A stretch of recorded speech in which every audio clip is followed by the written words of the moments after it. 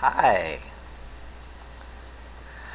Welcome to Scream With Me. My name is Rusty, and this is my channel where I discuss my favorite horror movies and music. And tonight we're going to talk about, or in this video, we're going to talk about the post-apocalyptic zombie apocalypse horror sci-fi movie, which is, in my opinion, the epitome of the 1980s. This is Night of the Comet.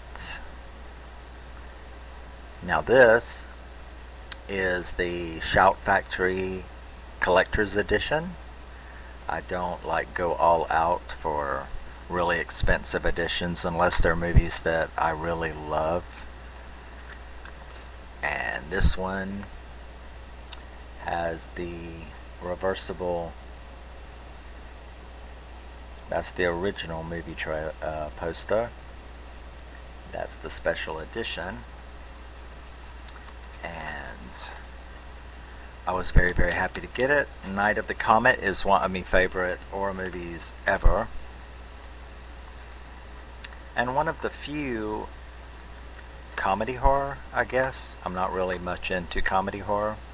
I like a little bit every once in a while. I saw someone recently do a video on the best comedy horror, and like 3/4 of what they listed, I didn't see anything comedy about them. So I don't know. I guess there's people have different definitions of comedy horror. What maybe if it's unless it's like as serious as Saw or something, or if it's got one joke or something in it, or I don't know. But like I said, I only thought about a third of what they listed was comedy horror, so I don't know.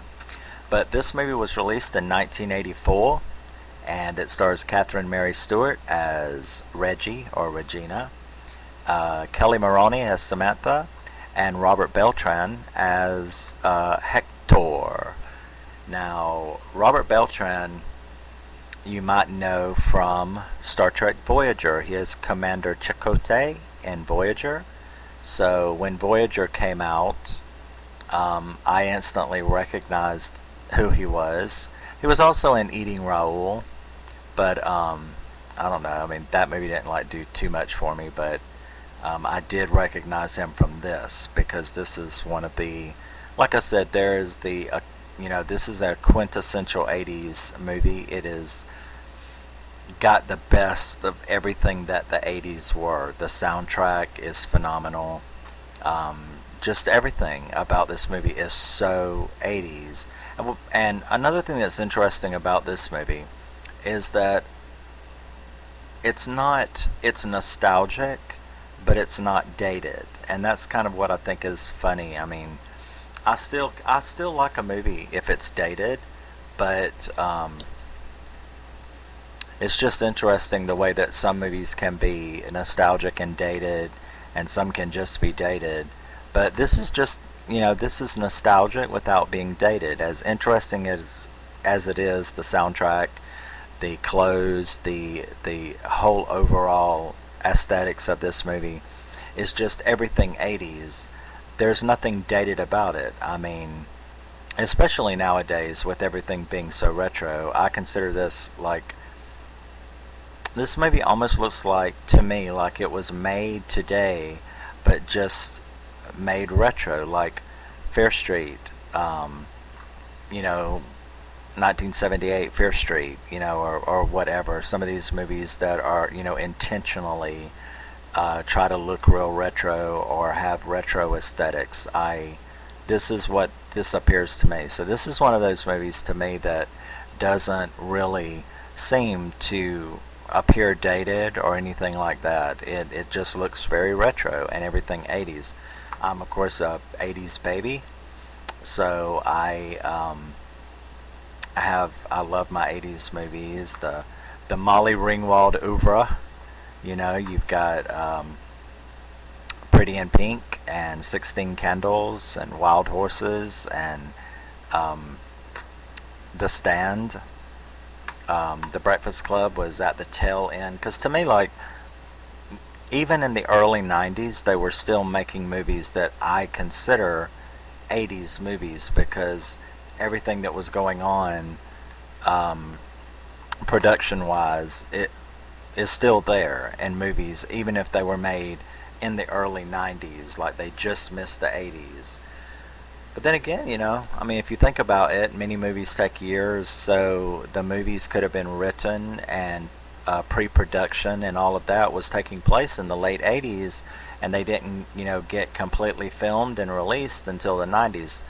Whatever the reason is, there are still movies in the early 90s, maybe all the way up to like 95, that still feel like they were made in 1987. So it's kind of interesting, but then that's all how you view things. So let's get into this celebration of one of my favorite movies. So Night of the Comet. Night of the Comet is about a couple of Valley girls who, well, we have Regina. She works at the theater. The movie opens with her at the theater playing a game that used to drive me fucking crazy. I identify a lot with Regina in this movie because she's a gamer, totally gamer, nut. I was obsessed with Tempest, and I was probably just about as good as her, so I was really, getting that top list, getting your name on that top list really hit home with me because I was the same way. And so she's in a theater and she's playing Tempest. Tempest is one of the Tempest is one of the most aggravating yet fun games that was ever created. Spinning that wheel and mashing that button, you definitely could be taken away like she is in the movie. So she's one of the funny things about it is that she's got the whole top 10. There was an arcade in which there was a couple of games that I had all of the top 10, and I was just like her about that. If somebody did come along and encroach in the top 10, I would throw $20 worth of quarters at that bitch until I got their name off that list. Everything had to be me. So that was really hilarious to me.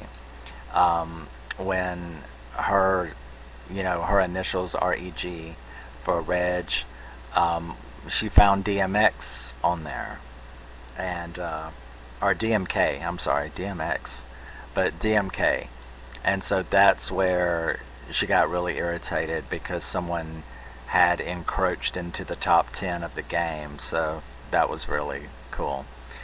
She ends up sleeping that night at there's a comet that everybody's waiting for, and she ends up sleeping that night with the projectionist Larry, who is he's the cutie in the movie, and of course, just like all cuties to me, they get killed at the beginning, but they don't last long, especially if I say out loud that they're cute or something. They're gonna die real quickly. But she ends up staying there, and then her sister, Samantha, is at home. Now, their father is in South America, in Honduras. He's a special ops guy in the military, and they live with their stepmother, Doris, who, I kind of like Doris, actually. She is like a complete bitch, which is, she was really good playing Doris. And we get to enjoy one of my first favorite scenes of the movie, and that is where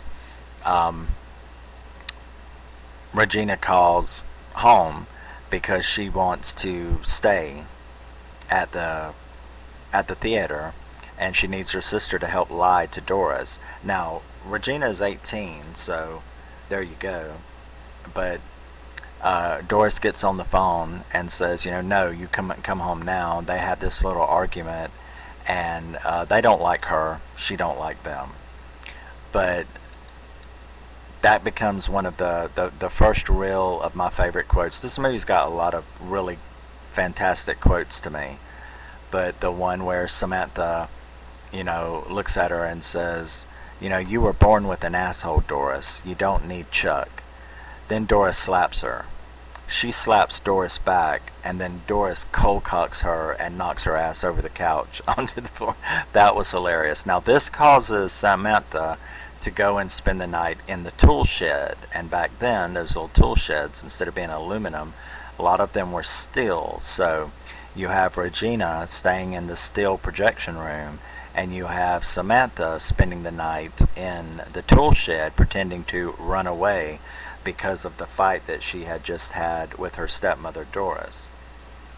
So both of them are going to miss the comet, but neither one of them really cared that much anyway about it. They weren't into worrying about getting to see the comet. So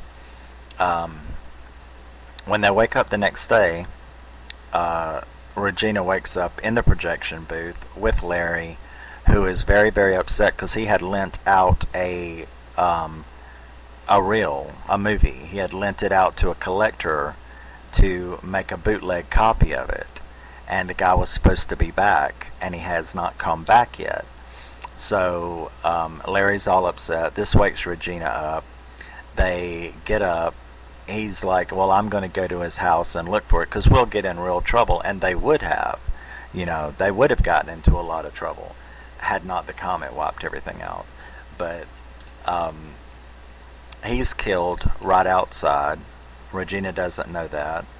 She immediately, and here's another thing back with the game, when she wakes up, listens to him bitch, and then he leaves to go get the film, the first thing that is on her mind is DMK. It's the first thing that comes to her mind is DMK. I got to go get him off that list. So even though the comet has basically wiped out 99.9% of the world, based on analysis of who's left in the Los Angeles basin, there's not going to be a whole lot. That's pretty lucky. You are only fully protected from the comet if you happen to have spent the comet, the time that they were in the tail of the comet, unless you happen to spend that in a steel room, you are going to eventually turn to dust. So there can't be a whole lot of people left, if you think about it. So, but that's one of those little things you can think about with the movie. So when she goes outside, she accidentally gets locked outside, can't get back into the theater. She notices that Larry's bike is still remaining. He has been killed, of course, by a zombie, and they end up in a fight. She gets into a fight with this zombie. She gets away. She takes off. She goes back home looking for Sam, her sister, and when she gets there, you get your first jump scare because she doesn't, Samantha's jumps out from behind a door, and completely Valley Girl, especially Samantha, completely Valley Girl. And she doesn't want to accept it as Regina tries to explain to her what's going on. She does not want to accept it in the least. And so she's smart, but at the same time she puts off that airhead air, which is, cool. I think a lot of people, I did the Valley thing. I did the little Valley fad. I taught like a Valley kid when I was in school a lot. Drove people crazy because of Valley Girl and Fast Times at Ridgemont High and Night of the Comet and all of that. So I did really play that game with a lot of people and aggravated people at school, talking like, Nicolas Cage and all of them. And, I love to do Spicoli, and I love to talk, like all the Vals, the Valley Boys and the Valley Girls, and Nicolas Cage's Valley Girl, Night of the Comet, all of this. So I irritated people in high school doing the Valley thing. So that's another reason this movie, it's a Valley movie. So that's cool. So they get they hear the DJ on the radio, and they go to the radio station thinking, well, that's there, only to find out that it's voice tracks like a lot of radio stations use. There's not really anybody there. This is where they meet Hector. Hector, played by Robert Beltran, um, is also doing the same thing. He ends up there. That's how they all hook up together. He ends up, they try to figure out kind of what's going on. He has also been attacked by the zombies. She had been attacked. She realizes that Larry was probably eaten like Robert Beltran's girlfriend. Hector's girlfriend had also been eaten by zombies. So he's going to go back home to his home. I mean, you've got to go and check, to see. You kind of know that your family's gone, but you'll never know until you go see. So he has to go and see, which he does. This leaves the two girls alone to go and play around. Now, right before that occurred, Sam had gotten onto the radio, turned the voice tracks off, and had started, announcing herself, and that was hilarious. That was an hilarious scene. When she does get on the radio and starts, talking about how, hey, all you kids out there, if you had, semester tests and finals, they're canceled, and the drinking age is now 10, but you're going to need ID. Let's be serious. So she said a lot of, funny stuff. But while she's on there, someone calls the hotline. Now, that introduces us to the nemesis of the movie, and that would be this think tank. Now, they had been prepared for this. They weren't like everyone else. There were a certain segment of people, and you can see that these days with conspiracy stuff. This one just happens to be true. But this think tank thought that the coincidence that this comet had not been by Earth since the time that the dinosaurs disappeared, they had made a little think tank and a little survivalist group underground in this, private facility. However, we find out that these geniuses, this scientific think tank, were too stupid to remember to close the ventilation shafts and turn the fans on while the Earth was in the comet's tail. So they have been slightly exposed to the tail of the comet, the elements in the tail of the comet. So they're going to turn to dust instead of just doing it instantly. That's where the zombies came from, is people that were not directly exposed but a little bit exposed. They will slowly turn into zombies, dry up, and turn to dust eventually within the next 4 or 5 days of this event occurring. So this think tank is looking for survivors, so that they can try to save themselves by killing the survivors and draining their blood to try to create a serum to stop their own demise from their own stupidity. So this is where we end up, at the next really great memorable scene of this movie, and that is when Sam gets a little down and they're out, on the street, on a cop car, and they kind of get a little sad, and then Regina tries to pick them back up by saying, hey, did you bring your when Sam suggests that they go home and change clothes, she's like, well, hey, did you bring your credit card with you? And when Sam says no, she says, good, because we don't need them because the stores are open. Now that's a little bit of fantasy material, because they have all of the stores in LA to play with, get anything that they want. Post-apocalyptic movies have a lot of fantasy in it, provided what kind of person you are. But I could definitely get into that fantasy. Then you have, Cyndi Lauper's Girls Just Want to Have Fun, which is the only thing I didn't like about this movie, is that they play a dubbed version of Girls Just Want to Have Fun. Instead of Cyndi Lauper singing it, it's someone else singing it. I don't really get that. I don't really understand that. They couldn't have used the song without Cindy licensing it to them. So why did they use a dubbed version with someone else singing it? I never really understood that. That's the one thing I don't understand about this movie, because that's a bit strange. You can either use the song or you can't. I'm sure that that's something to do with the record company, but in any event, there you go. So they get to dance around. There's this beautiful scene where they're dancing around in the mall, really fueling your own fantasies about what you would do if 99.9% of the world population vanished. I would definitely have a good time. I might be a little upset, but I would have a good time. So that's a cool scene. It brings us to another of my favorite quotes of the movie, which is when it turns out that there's like this little gang of various exposed people. The leader is pretty far gone, but the others are kind of, they obviously didn't get exposed a lot.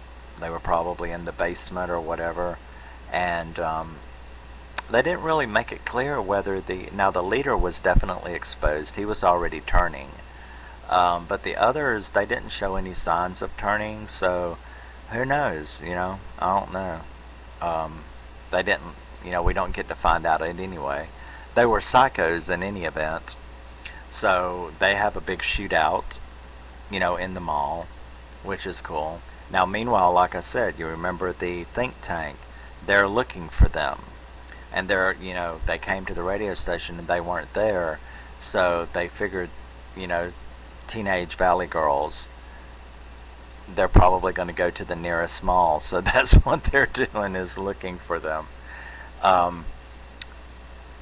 Like I said, it brought me to another of my favorite quotes of this movie, and that is the leader of the little gang in the mall that kidnaps them. They finally do get a hold of them, take them upstairs. They're obviously going to kill them and do God knows what to them. And right before they, get them in custody, so to speak, they had gotten a hold of Samantha, and Regina comes out with one of the gang, and she's got him at gunpoint. Now, the leader is like, well, I can't allow you to hold one of my people hostage. And she said, well, you can shoot me, but I'll still get him and you before I die. And he's like, no, you don't understand. I can't allow you to hold one of my people. So he shoots the guy, his own henchman. And this causes Regina to call him crazy.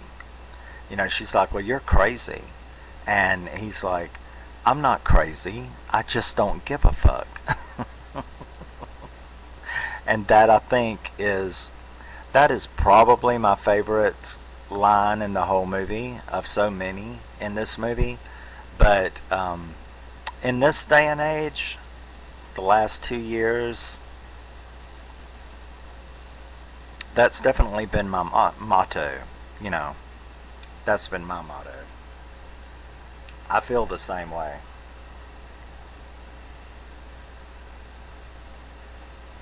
Because I'm kind of that. Yeah.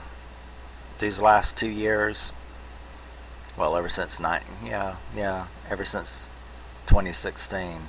Well, you all watch the news. I mean, basically, yeah, that's my motto. And living in this time, it holds up, I'm not crazy, I just don't give a fuck. And that's exactly what it is. So, now, Samantha, she has a problem with rashes when she gets nervous. So, they kind of insinuate that maybe she was exposed a little. But the think tank, when they do locate them, because they rescue them, but because of her itching, they assume that she is exposed, so they're not going to take her back. They're going to leave Mary Waranov, who is a fantastic character that was suggested for this part by Robert Beltran because they worked together as stars of Eating Raoul. Now, I love Mary Waranov. She is really cool, and her character is cool. She doesn't agree with any of this. She knows that they're all dying in the think tank, but she accepts the mistake that they made as idiots and does not believe in their current mission, which is to go out and basically kidnap and survivors to kill them in an effort to save their own ass. So she says she'll stay behind and take care of Samantha. And she does knock her out with a sodium pentothal, which you don't really know that, but I kind of believed that she wasn't going to kill her, so she then kills the guy that they leave behind with her to watch her, and then she goes to the radio station to wait for Hector to come back. Meanwhile, Catherine, Regina has been taken to the think tank. They've also found other survivors, including these two little kids, a little blonde-headed boy and a little dark-headed Asian girl. So, so far, those are the three. All of the rest of them they've already processed, which they let you know means that they have disconnected their brain function. They have basically killed them. They're brain dead, and they're on respirators to generate blood for this attempt to make a serum to save these people. So they're really bad people, except for Mary. That brings us to the really sad scene. I mean, it every time I see it, it almost makes me cry because she has waited for Hector to come back, and she's wrote all this down. She's wrote all this down for him, and then once he gets there, she explains to him, you know, kind of what's going on, but she's got to go. She knows that she's going to turn, and he's in a Santa suit, which was kind of cute.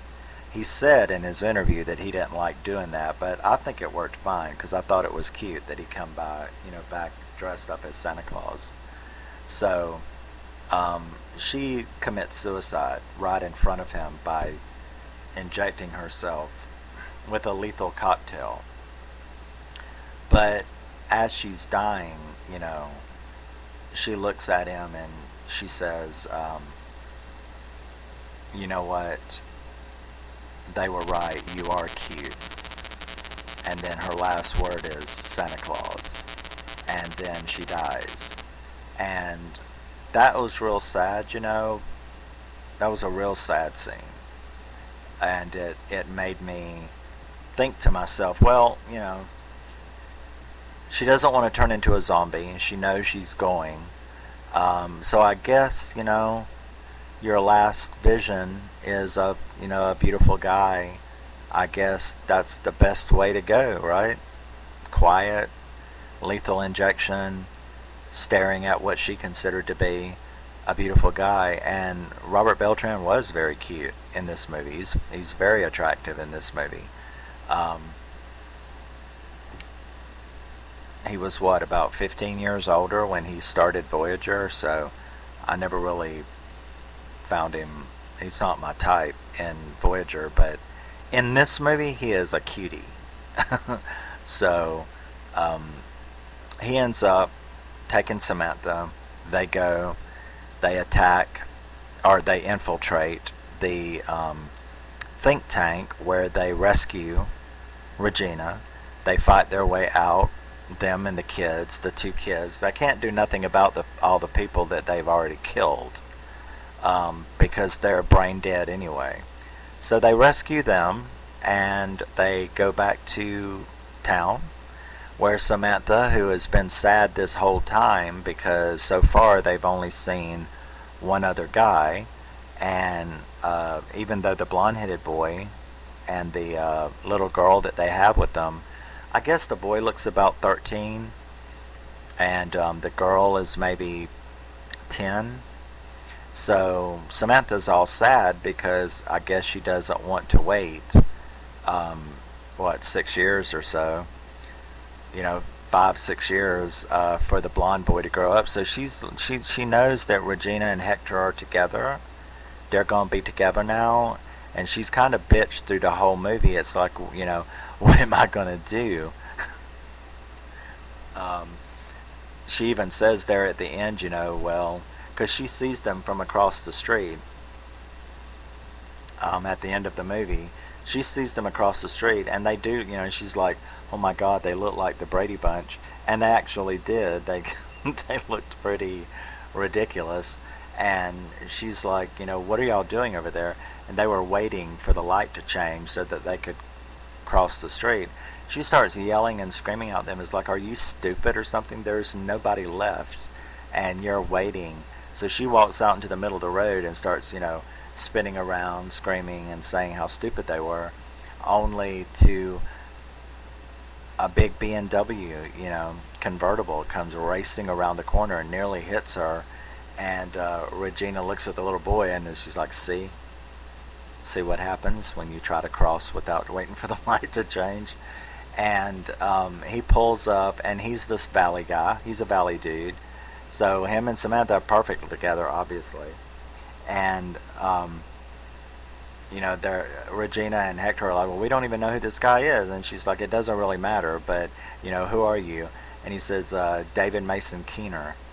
And if that didn't click with you, you didn't have to wait long for it to click, because as they drove away, she's like, well, be back by midnight, and they roll their eyes and they speed off, and the back of his tag says DMK.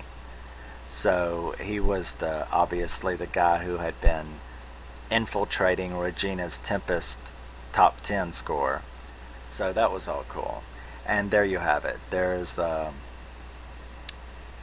pretty much the showdown, the tell-all of Night of the Comet. Everybody lives happily. So what I find so great about this movie is all the stuff that I've mentioned before, the nostalgia. The soundtrack is wonderful, like the Valley Girl soundtrack. It's a wonderful soundtrack. Everything about this movie is great. The acting. I love the color palette in this movie. It's very, up until the last 10 minutes, it's very dark. It's very red. It's very neon. There's lots of neon, which, makes it a lot more 80s.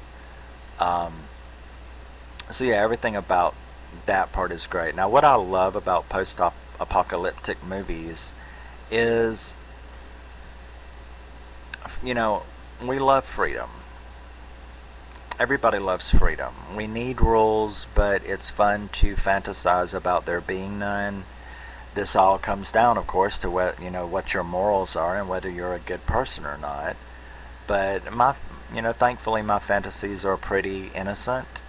But I love post-apocalyptic movies like this, because you're like, well, you're a survivor, and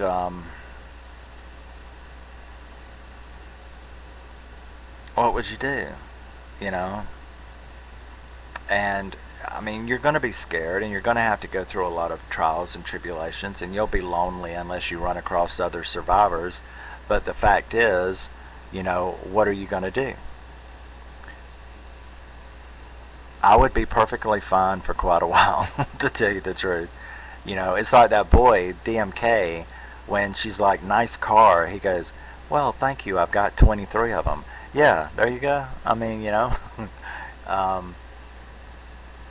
if you look at the Los Angeles basin, so far they had ran across, I think there was about 5 people at the think tank that they had killed and set up to produce blood. So if you take them, the 4 or 5 people that was there, and then you have Sam and Regina, you have Hector, you have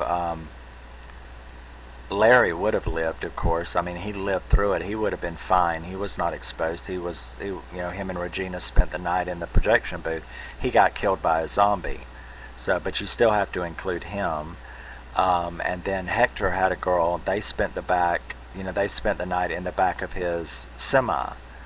So, or his lorry.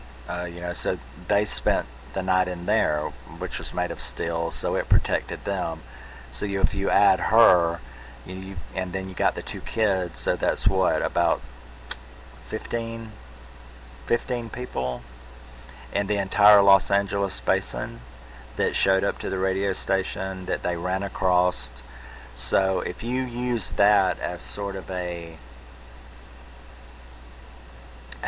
metric to try to think how many lived through this, 15 people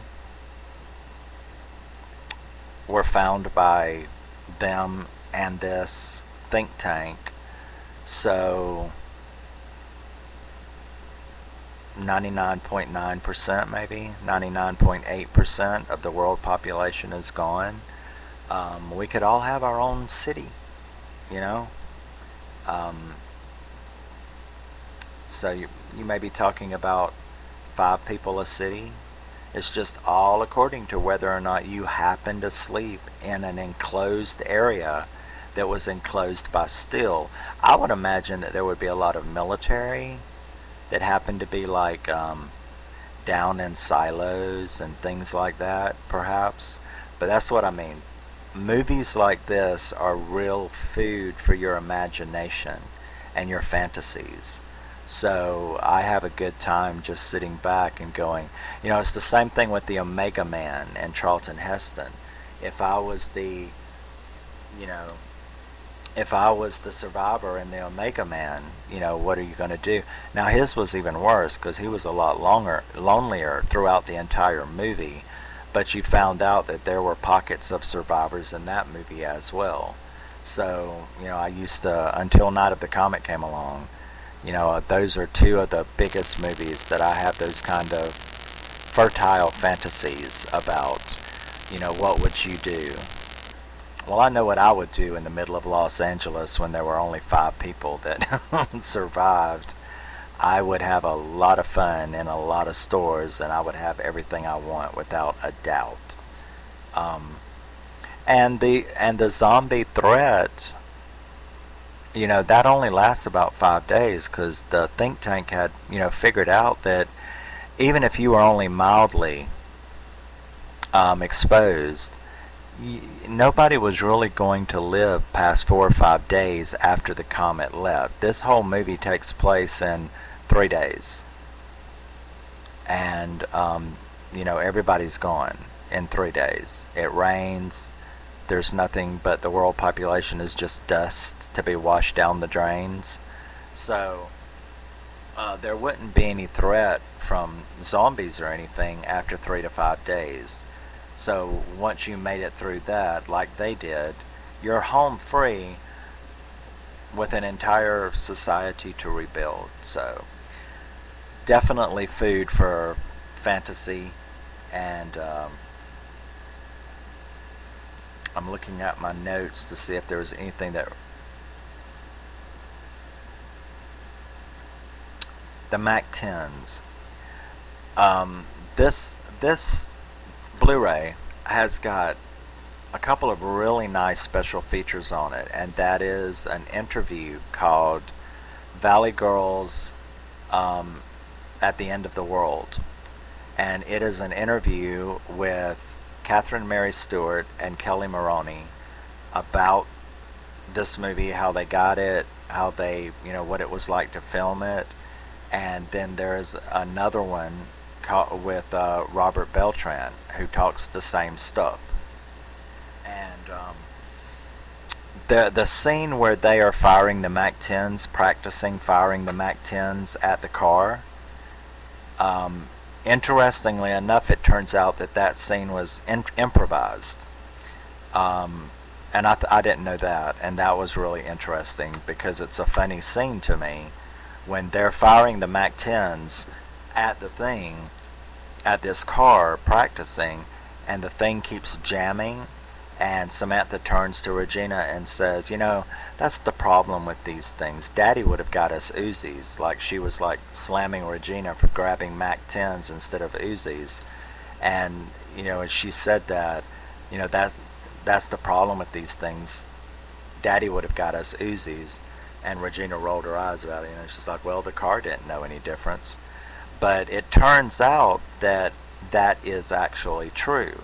Mac 10s do have a jamming problem. And so the director was upset when they went to get guns for that scene and couldn't get Uzis and got the Mac 10s instead. So there was a lot of shots that were messed up by the fact that the Mac 10s kept jamming. So he ended up looking at them and said, you know what, look, this is it. This is the last take. If it does it again, we're just going to keep rolling. Because they did have some shots where they were firing at the car, so I guess he was just like, we're going to go. And when the guns jammed,